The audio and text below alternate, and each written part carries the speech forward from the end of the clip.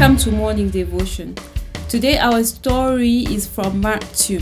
And in that story, Jesus was in town and 4 friends brought their sick friend that could not walk. So they carried him to see Jesus, but the room was full. There was no place for them to bring their friend to Jesus. And they were creative. They went on top of the roof, opened it up, and lowered the mat with their friend. And in that story, we saw Jesus forgive. He said in Mark 2:5, when Jesus saw their faith, he said to the paralyzed man, "Son, your sins are forgiven."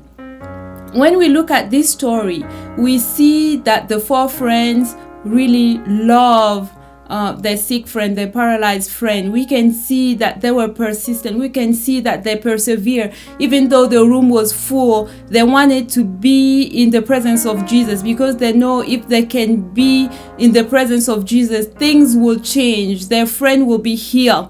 So they did all that they can to bring their friend in Jesus' presence.